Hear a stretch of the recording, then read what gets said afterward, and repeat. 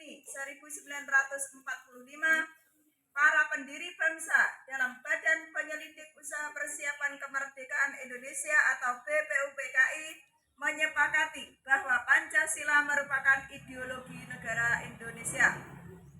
Dalam menyusun ideologi negara bangsa yang majemuk, Pancasila digali dari nilai luhur budaya bangsa di Nusantara dan memiliki makna yang dinamis dan universal. Sebagai sebuah ideologi, Pancasila juga merupakan sebuah prinsip dalam menyelenggarakan pemerintahan Indonesia di segala zaman.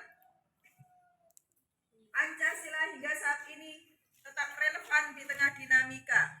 Prinsip-prinsip Pancasila perlu kita jaga dalam seluruh aktivitas negara.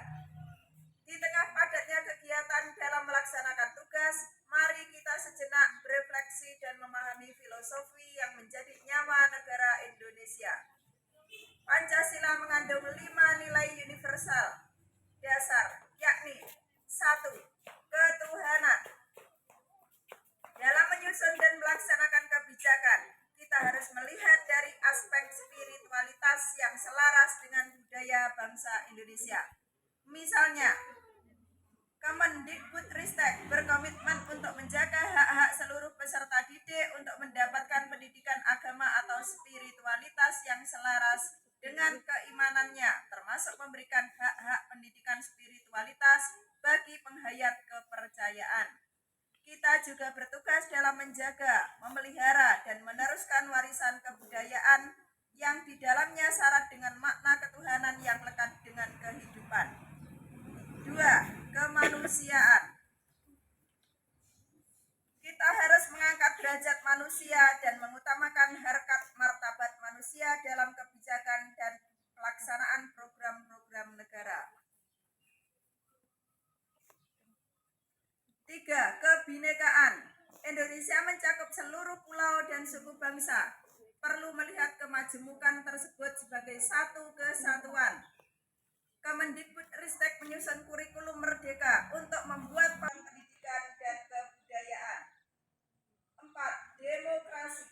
Indonesia perlu membekali anak-anak kita untuk mampu berinteraksi, bersuara, dan berpendapat untuk mengemukakan pemikirannya.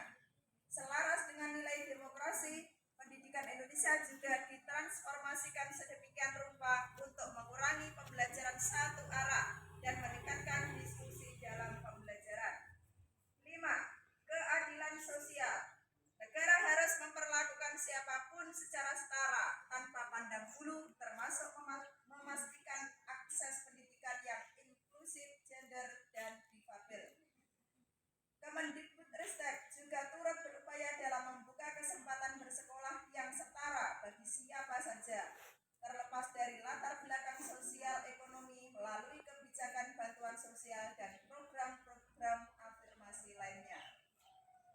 Bapak, Ibu, dan anak-anak sekalian, selain program dan kebijakan, Kemendikbudristek juga menyusun profil pelajar Pancasila yang menjadi perwujudan pelajar Indonesia sebagai pembelajar sepanjang hayat.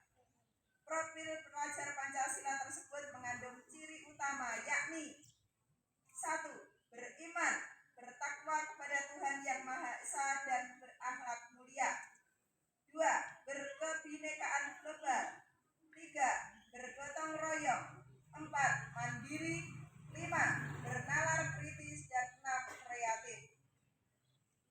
Bapak, Ibu, dan anak-anak sekalian, Kemendikbudristek telah melahirkan 24 episode Merdeka Belajar dan transformasi lainnya.